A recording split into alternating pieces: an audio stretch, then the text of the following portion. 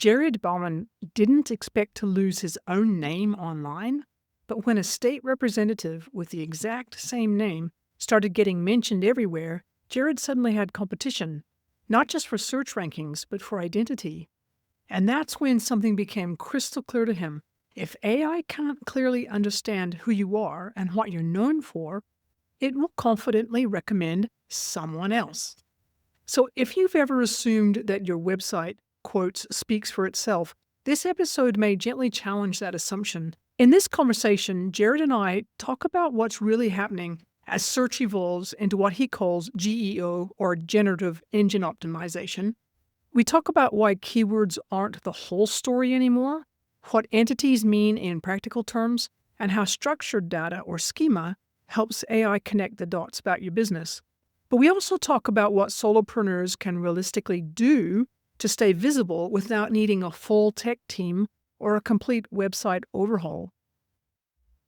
Now, Jared Bauman is the founder of 201 Creative, which is a marketing agency that specializes in SEO, and he's also the host of the Niche Pursuits podcast.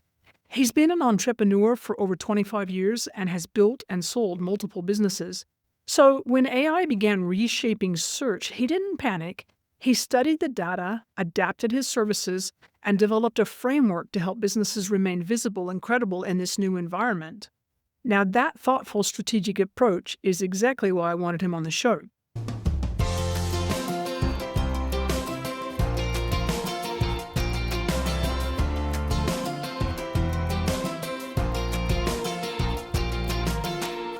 Welcome to the Online Business Launchpad Podcast. I'm Trudy Rankin, and I help people who need a flexible work-from-home option grow the online side of their business so that they can earn more, stress less, and have greater freedom in how they live. Today, I have got Jared Bauman with me. Now, you may be familiar with Jared if you listen to the Niche Pursuits podcast, because he is the host of that and I listen to it regularly. But recently, while he was talking on that podcast, one of the episodes, he mentioned something around a GEO audit. And that's something that I've been paying attention to a lot lately, because with AI search, you need to be able to be found, and you want people who are searching in the sort of the tools, the AI tools that are there, you want them to recommend you. And it's not obvious how to actually make that happen. And when Jared mentioned that he's got this GEO audit as free, I thought, I'm going to do that. And so I actually, signed up, did the audit, and I'll explain a little bit more about that later, about which website I chose to give it and why. But long story short, the audit came through. It was super useful just by itself. Ended up on a call, just a discovery call with Jared, where oftentimes you think discovery call, or they're going to hit me with a sales pitch. No, Jared actually took the time to just explain the audit results, answer my questions, and that was it. It was just really, really, really useful just as a process. And of course, Jared is setting up a business that obviously he would like there to be sales from it, but the process was really pain-free, really useful, really helpful. I really appreciate it. And I thought I'd love to have him on the podcast just to talk about this topic.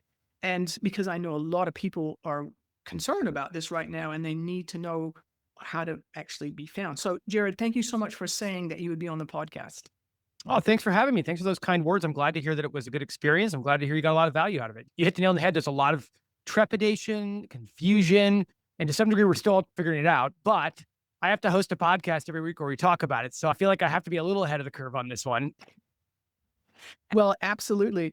Absolutely. And so I think if people aren't familiar with you from listening to you from the podcast, the Niche Pursuits podcast, maybe you could just give people a little bit of a background, just a little bit about you, and why are you setting up this business at this stage? Yeah. I've been an entrepreneur for actually over 25 years now. We just broke the 25-year mark. I've started and sold a couple of businesses thus far. 7 years ago, I started my marketing agency, 201 Creative, which is what you mentioned. We've ended up specializing along the way in SEO. And SEO is adapting. SEO is changing and it's evolving. It's not dead, but it's evolving quite a bit, especially with AI, right? And so AI, what we call maybe GEO optimizing for AI. GEO would be Generative Engine Optimization. And so this is something that we've had to start paying attention to a lot, especially the last year or two, as we've started to get data that tells us how to, in essence, get cited, get referred, and get recommended by AI, by LLMs, by ChatGPT and Perplexity and Gemini and these things. And so we had to adapt and evolve as an agency to make sure we were helping our clients not only rank well in organic search, but also rank well with LLMs and make sure that they were getting cited and recommended by LLMs. And so that's where all this came from. We wanted to help as many businesses as we could. So we created a smaller version of our initial stage audit. And that's that GEO snapshot audit that we did for you. Which is really interesting because it sort of has the feel, even though your agency's been there for a while, it sort of has that feel of a bit of a startup because it's got that startup vibe. Oh, it does. I mean, last summer, we finally got enough data that we felt comfortable going out and saying like, okay, we have a pretty good idea of what it looks like to try to perform better with GEO, with getting ranked in AI. You're not really getting ranked, so I hate to say that, but that's how people like to refer to it. Anyways, and so we basically had to start from scratch again, just like when we started the agency and we were building all these processes around the services people needed at the time. Well, we were just starting from scratch and we were looking like, what business services do we need to add for people to rank better, to do better, to get cited? And so not only did all of our current services evolve, but we launched a bunch of new service offerings to kind of meet the needs of where things are going. So it definitely has a startup feel to it. This audit, these calls, all this is very new, but it's exciting. It's kind of like starting a new business inside of a business in many ways. So it's got a lot going for it. So that helps to keep it fresh a little bit. And I can't even remember, but from my corporate days, there's this lovely little diagram that shows a business kind of grows and grows and grows, and then it plateaus, and then it starts going down like this. And unless you reinvent yourself, Yes, you end up crashing and burning. But if you reinvent yourself, you start that curve all over again. That sounds like what you're doing. It sounds interesting. It's funny because the last business I left, I started with another founder and we had to hit one of those plateaus. And it was one of those things where it's like, okay, we know we have to double down and almost reinvent the business to get exactly, as you say, that next growth trajectory. And that was a good time for me to evaluate and have a conversation and say, this is a good time for me to leave this business. And so I sold my shares to my business partner and he went on to do that.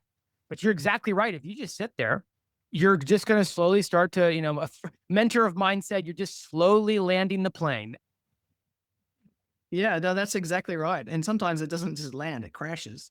Goes down fast. It goes down way faster than you'd like. And the reason I say that, I'm not just making this up. I listened to a podcast episode yesterday where somebody who was running an agency, when AI suddenly blew up, they could see the writing on the wall and they could see that within, just a few months, their agency was going to crash and burn. So they basically just shut it down.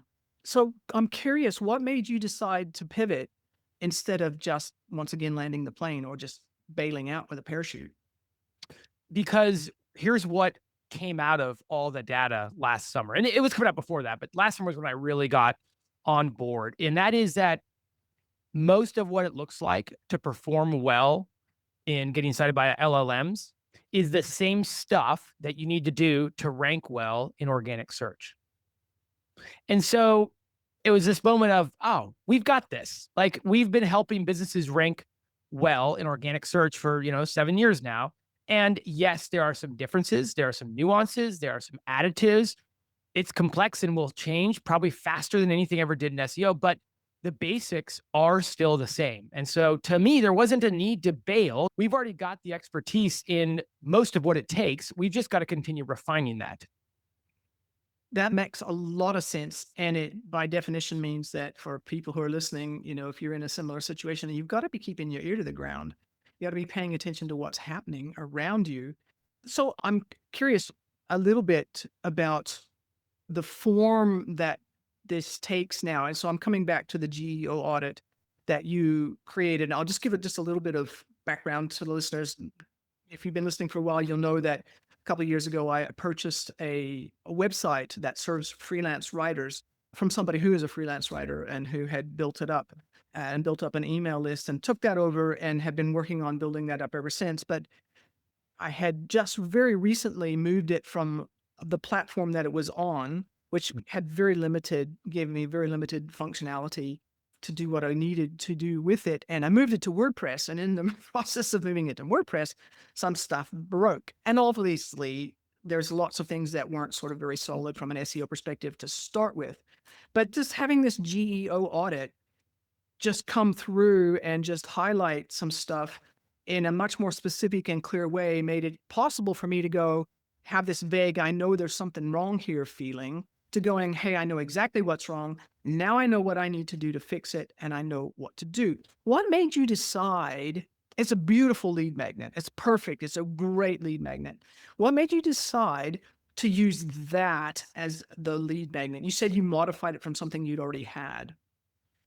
Yeah. So in my business right now, as a marketing agency, 2025 had a lot of challenges. If I'm just looking at it from a business perspective and running my own business, a lot of the challenges were due to fear and uncertainty. And when other businesses have fear and uncertainty about where they're going, they tend to often pull back on their marketing budget because marketing budgets are forward thinking. And if you're fearful, scared, or nervous about what's going to happen in the future, you tend to clench the fist. And so going through the first part of 2025, a lot of businesses that I normally feel like would have invested in our services said, hold on, we're going to hold on and we're going to wait. And a lot of that, we had tariffs, we have AI creating nervousness, right? So, but what I realized in these conversations throughout the first part of 2025 is that everybody was still very interested and excited to talk about what's coming up with AI. And I would tell people, hey, a lot of what you need to do to get excited by these AI engines is very similar to what we do from an SEO standpoint. But SEO wasn't exciting to take back to the boardroom because that just triggered all the nervousness about all the same things that they had done up to then to succeed. That was being questioned around boardrooms and C-suite conversations and individual bloggers and individual business owners everywhere, right? But AI is exciting and new. And I knew that we could deliver something great with that. And I was able to lean into what is exciting and new and people want to learn about when we made that GEO audit snapshot. I think that's a really, really important point because it's that whole concept of I don't know, skating to where the puck is, if you want to use a Canadian Wayne Gretzky. Gretzky phrase, and just seeing what it is that people are thinking about and looking towards. And that's on, to be honest, that's really what caught my eye because that was what was worrying me. It's about, am I doing enough or do I know enough about this topic to be able to do something for my own business, though, the websites that I have? And so that's really critical, I think, in terms of if you're being strategic about your business, it's thinking about what's coming up. How can you be in the right place at the right time? I'm curious though. So if you were thinking, we'll make a little imaginary case study, if you like.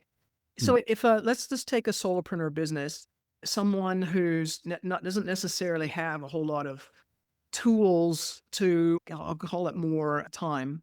They don't have the time or the skills necessarily to basically keep ahead of the curve when it comes to AI search and all those sorts of things.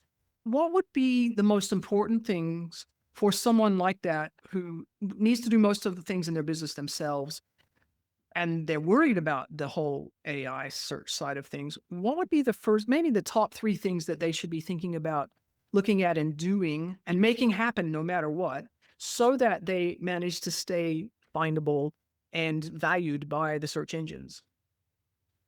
I say a lot of what it takes to show up in an AI environment is similar to what it took to rank organically.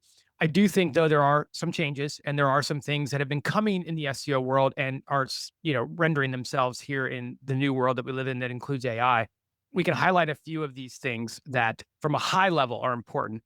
Number one, we're kind of moving from keywords to entities.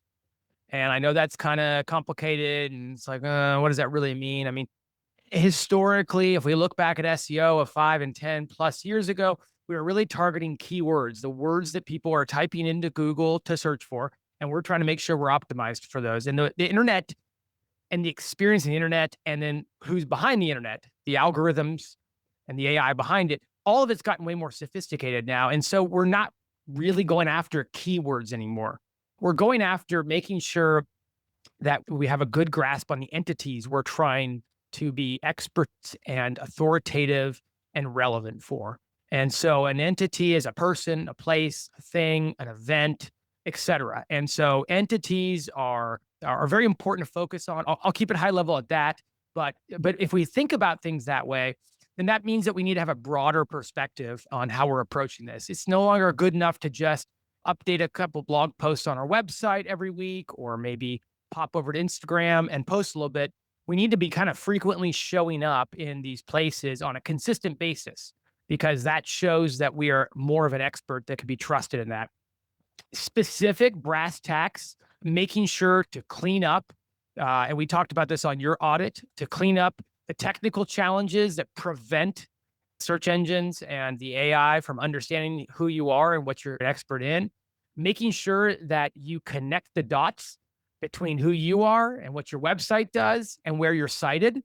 Because again, if you're a solopreneur, you probably don't have a ton of online mentions. You probably don't have a huge website. You probably don't have a ton of backlinks. And so making sure we connect all that is really important. And then just getting, this has never changed. Was important with SEO, and it's still very important with AIs. Getting cited by big trusted websites, resources, and brands. That is a huge factor in basically establishing that trust, establishing that expertise. And then that's what's going to help you show up not only in organic search, but also get recommended by the LLMs. So that's high level. There's a lot in there, just so that people can sort of connect the dots. Sort of what you mentioned, so entities, and they're really, when you think about entities, they're like tangible things, like a person, an organization, or just the things that are tangible. And then when you mentioned cleanup, I'm smiling because with my particular website, there's a lot of broken links, but there's more to it than that. If you think about it from the point of view of, you think about it in library terms, all my books are all over the place and on the floor, and they're not on the shelves in the right order.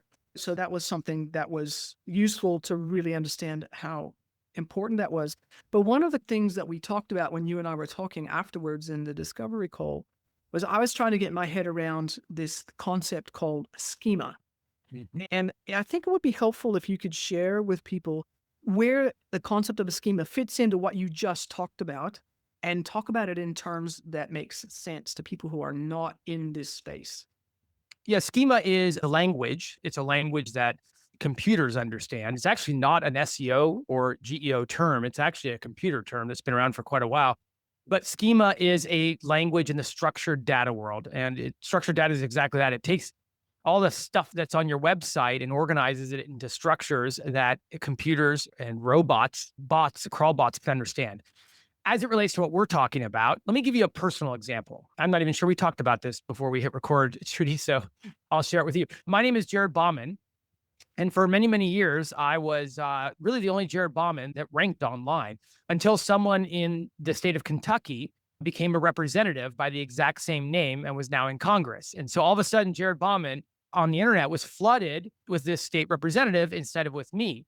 And while I cannot, and this speaks to the power of getting referenced online a lot, I can't compete with that because he's getting referenced online almost every single day. So back to my point about getting referenced online every day as often as possible. But what I can do is clarify to make sure that Google and LLMs understand when people would be searching for me, the Jared Bauman that does SEO, the Jared Bauman that's the host of the podcast. And so what I do is in schema, I communicate that I am the same as the host of the Niche Pursuits podcast. I am the same as this Twitter profile that posts about SEO all the time. I'm the same as the 201 Creative founder. And so I connect the dots for them to see that I'm the person who is this. And so that way, when they are trying to recommend the correct Jared Bauman for whoever's searching, they have more context. Well, schema does that. It allows us to help give LLMs and crawl bots context. And we can do it not just on a personal level, but on a business level. Let's say your business is named XYZ. Well, we're going to go ahead and codify that in schema. Let's say that we have an about page where people can learn about us. Well, we're going to codify that. So that's also where search bots know how to learn about us, et cetera, et cetera. The more we're able to utilize schema, i.e. structured data, the better we're going to be able to ensure that we're understood for who we are and what we're an expert in, and we can connect that to other resources that mention us online.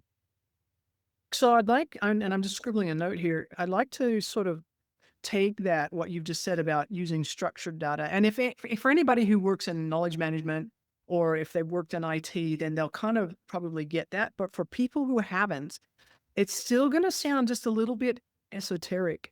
And so what I'd like you to do is just explain as clearly as possible how you might take that concept of structured data. And I like the term you used. You use the term connecting the dots, setting the context, helping the robots understand the meaning around what's there. And Could you just describe in a fairly simple way how you might make that come alive in a blog post? Well, yeah. So again, if we're trying to connect okay, here's this story I always tell. When someone goes to search and type and search for, and they hit wedding band, right? How does Google know if you mean wedding band, like what I'm holding up, which is a ring, or whether you mean a live band at your wedding? Yep. Now, they don't know which one you are actually intending to search, but what you can do is make sure that if you are a company that makes rings, that you make sure Google understands that you are a wedding band maker who makes rings and not a live music producer. And if you're the live music version of that, you can make sure that Google knows that you are the ones that play music in a band and not the one that is a jeweler. Why is this important? Well, because we want to clarify and connect the dots. So it's going back to the conversation of entities, making sure that you are clear about who you are, what you do, and how it relates together. I gave a presentation a couple months ago at a photography conference. And so we talked about how important it was that you are clear about the type of photography you do, how it's important you're clear about the locations you serve, how it's important you're clear about the expertise you have, about it's clear. And so these sorts of things, we can use Schema to help out with that. We can use online mentions and citations to help out with that. We can use reviews to help out with that. And we can get quoted as an expert in these areas as well. Now, when it comes back to our website, well, we want to incorporate all of that throughout our website in the right places. And so, your about page is probably going to feature testimonials or reviews from people, hopefully, that are able to substantiate that you are an expert in what you talk about. Third-party mentions that you can link to on your website and point to can substantiate that you're an expert in what you talk about. If you serve a local demographic, then you're also going to want to incorporate that local factor. So if you're sitting there going like, man, this all sounds a little bit overwhelming, I agree it is. It's gotten more complicated. But in many ways, because it's gotten so complicated, it can be simplified back to a bit of the basics about what we're trying to do online. And so it really is about making sure that you are as accurately as possible connecting the dots, though, so that Google, ChatGPT, Gemini, they can all understand what connects to what. So when we were talking this concept of schemas through, we were talking about how you might arrange the words on a page, let's say a blog post, so that it would actually come to life. Because it's not, as you said, it's not some secret sauce code that's hidden behind. It's how the information is laid out on the page. Can you just expand a little bit on that? Yeah, a couple of things there. The schema is just something that you'll access and basically fill in. So if you're wondering, you just basically fill in, you grab a certain type of schema. If you're a business, you're probably going to want to use organization schema, and you just go fill in all the buckets that apply. My business name, there it is. My business address, there it is. Do I have hours of operation? I do. Fill it in. What's my logo? There's my logo. So you just fill it in as best as possible. A lot of people leave that to chance, or they leave it to a plugin, or they don't bother doing it, or they do it once, they never go back and update it. And so, I've been doing a lot of these GEO audits, and I'm like, hey, your footer on your website says your hours are this. Your Google business profile says your hours are this, and it's different. And then your schema says your hours are something completely different. That does not create trust, right? So there's what we can do with the schema, but then there's what we can do with the actual words on the page that can go much further than that. And that's where, really understanding the entities you're connected to, and weaving them not only in a web page, but throughout your website. And so the schema is kind of like the basics. It's kind of like a very basic level of the language. And then what we do with the words, the images, the graphics, the quotes, the studies, the stats, all that stuff, that's enriching the basic bare data that the schema is showcasing. So I'm just trying to come up with an analogy just for my own benefit, really. And I'm just thinking it's a little bit like the experience that I've had with, when you're setting up, sign up to my email list form, you have the ability to choose what fields go in there. And if you make the mistake of just having name and then email address, but you actually need somebody's first name, or you need their first and last name, If you use the wrong form setup in terms of the fields that are available, you're going to end up with problems. Is it the same thing with this? I think that's actually a great example. I mean, in the online marketing world, we're always trying to balance how much information we ask out of people because more is always better when you're a marketer. The more Yes. data points we have, the more we can slice and dice and pivot and all that, right? So if we could get everything out of them with no drop off in conversion rate, we would totally do it. But we don't do that because we understand that at some point people are going to like, I don't need this that bad. I'm not giving you my, the name of my firstborn child. But Schema allows you to do that. And Google, the crawl bot, they will soak it all up and they will love all of it. They will crawl all of it and they will use all of it. They will parse all of it. And so, yes, so many people, and I'm guilty of this in my previous businesses when I didn't understand this, we don't use the structured data with enough effect when it is available to us and there's no downside to being accurate with it. Yeah, that makes sense. So what it really means is that for a lot of people who building the website was one of the hardest things they ever did for their business, and they did it and they're hoping that it's one and done. However, life changes, the world changes, and this whole AI search things come up, means people really need to pay attention and need to go back and look at their website. They need to think and sit down and think about it in a structured way, whether you're sharing enough information so that this whole concept of entities, and I'm going to just, instead of using the word entity, I'm going to just say you as the website owner, the information about you on your about page needs to match what it says in your FAQs. It needs to match what it says in any of the other parts of your website in order for it to be, what's the right word? Consistent. And the consistency then creates the believability, builds the trust, and makes it so much easier for the tools, the robots, to actually crawl. I don't want to reach by saying this, but I think when we look at a Google and really when we say SEO, we're thinking about Google, like they've been around for over 25 years and they aren't just a search engine that relies on keywords now, right? Like their machine learning has been running for decades and has learned stuff that we don't even begin to understand. They know more than just what keywords are on a page. They also have all that Chrome data going for them, data that is given to them from users interacting and bouncing back and all this stuff on Chrome. So they're so sophisticated that to some degree, we've been able to take our eyes off this prize for a little while. Like I used to tell clients a couple of years ago, I'm like, yes, title tags are important, but Google's rewriting half of them anyways. So don't stress out over it. Meta descriptions are good, but Google rewrites most of them anyways. So you should do it, but it's not the high priority that other things are. Well, it's not that LLMs are not as sophisticated, but they just don't think about information in the same way. And so a lot of this stuff that we did a while back to create clarity and trust, we really should do. And we've seen the data and the evidence that it's important when it comes to LLMs. And I think you really said it well. It's about being accurate. That's really important. I gave that example about the different business hours. It's about being consistent.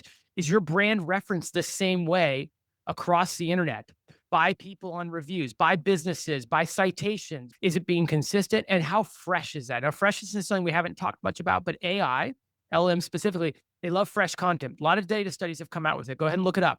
They don't like to reference stuff that's several years old or longer. And so if you're not updating, again, that person that said it and forget it because they don't want to think about it, I get that. I'm that way about some stuff in my business. But when it comes to your website, when it comes to getting mentioned, you've got to keep things fresh. So accuracy, consistency, and freshness. Those are three very important things to think about as you're looking towards GEO. That's really, really helpful information. I'm just, my head's sort of starting to tick over all the different things that I need to start to put onto task lists to actually make that actually happen.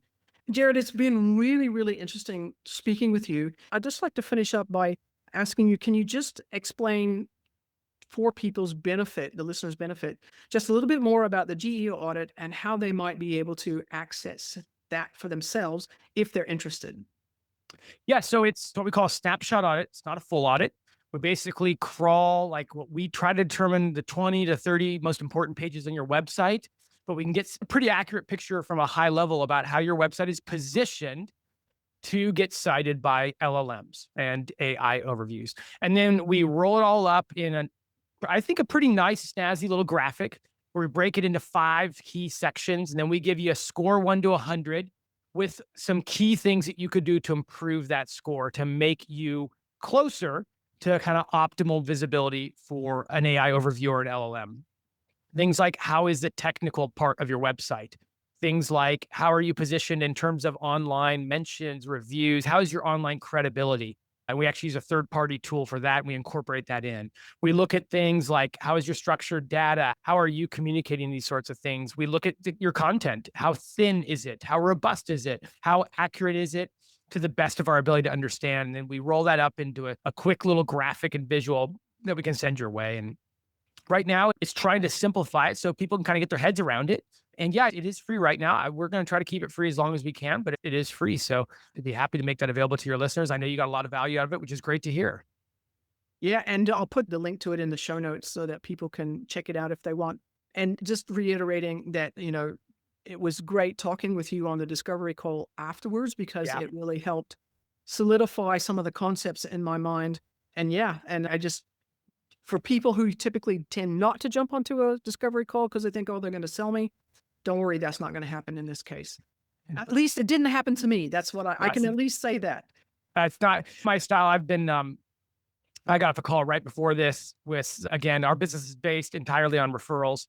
And I got off a call from a referral, so I suppose if I had to, maybe I would, but I've never had to. And I'm blessed to be in a position where we can do these. And what happens is that there's people that get on these and they really need help. And those are the types of people that we can help. As an agency that provides those services, sure, we can help. But for a lot of people, that's just not where they're at. But that might be something they need down the road, or they might refer us to someone that does need that. So we're a boutique agency. I don't need hundreds and hundreds of clients. I think that's a good lesson for people who do run agencies, is that it's a good way of doing it and of keeping the pipeline full. So Jared, thank you so much for being on the call. If people were interested in getting in touch with you outside of maybe finding out about the GEO audit or the Geo audit, where would they find you? Where's the best place for them to get in touch with you? Sure, you can go to 201creative.com and learn about us, get in touch with me there. 201creative.com/GEO Snapshot. That's where you can get your free audit. And then I'm also on LinkedIn, Jared M. Bauman. Great. Thank you so much for that. Really, really appreciate it. My pleasure. Thanks, Trudy. If this conversation with Jared sparked even a little realization that visibility today requires a little more clarity than it used to, then that's a good thing. Because the goal isn't to panic. The goal is to be intentional. Because as Jared explained, most of what works in AI search is still built on strong foundations: accuracy, consistency, credibility, and staying current. But what's changed is how clearly we need to communicate those things. So here's my encouragement for you. Just take one strategic action this week. You can review your About page. You could check that your business information is consistent everywhere online. Or you might update one key piece of content so that it reflects what you do now, not what you did 3 years ago. Because small, thoughtful improvements build long-term visibility. And if you found this episode helpful, remember to subscribe and leave a review, because your review helps other business owners find calm, practical guidance instead of noise and overwhelm. And if you're building the online side of your business and you want regular insights to help you grow steadily and strategically, I'd love you to join my newsletter. You can sign up at onlinebusinessliftoff.com/newsletter. That's onlinebusinessliftoff.com/newsletter. And thank you so much for listening.